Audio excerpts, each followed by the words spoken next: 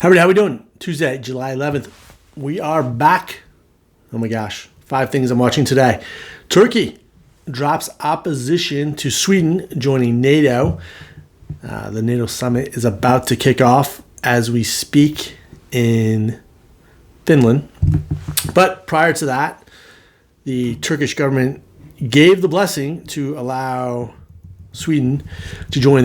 Turkey was a holdout for a number of reasons. NATO summit, let's step back, is in Lithuania. Apologize to Lithuania. NATO summit in Lithuania. But the big news is that Turkey has approved Sweden joining. Turkey was the lone holdout. As you know, this is an expansion, adding both Finland and Sweden to the NATO alliance. What's interesting about this, it appears that Turkey was using this for other enticements, other inducements, other incentives to get more investment from European partners into Turkey, and also giving them more access to the European Union. So as we always talk about, foreign policy is nearly always about domestic policy. So a good positive start, though, to the NATO summit. Great to get Sweden in there. Sweden joining an alliance for the first time in 200 years. How about that? Great story in Le Monde about Geneva, Switzerland, with the headline, Geneva, a nest of Russian spies. There are over 220 individuals who are accredited as diplomats working in Switzerland. Pretty wild stuff.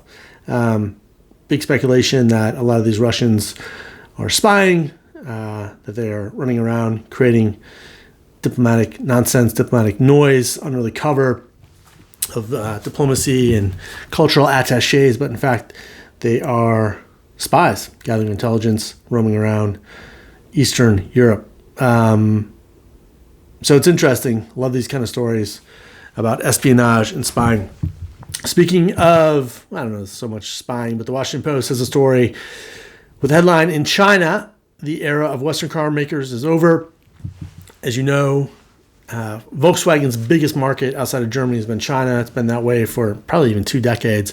But foreign brands, that is American, South Korean, Japanese, and German brands, are starting to lose out to Chinese rivals, especially around the EV space.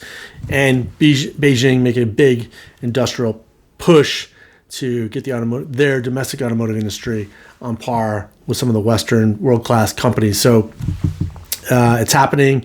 Good story in the Wall Street Journal about how the Chinese are really becoming the dominant player in China around automotive. And from there, who knows where they'll go. They'll certainly start exporting these cars, especially around the EV space. What the Chinese companies have also done, which is kind of interesting, is made smaller, more compact, shorter battery range vehicles that are cheaper, easier to move, more affordable, etc. New York Times, this is a very interesting story. They are disbanding, the New York Times is disbanding their sports desk. They're going to fold all their sports reporting into The Athletic, which they purchased a few years ago. But pretty amazing. The old gray lady no longer having a sports department. It's pretty wild to me. Sports, as we've talked about, are so important geopolitically, culturally, from a business perspective. But the New York Times, in a move, going to concentrate their resources elsewhere. They bought this publication, The Athletic, a web-based sports publication, and that's where they're concentrating the resources. So pretty wild stuff.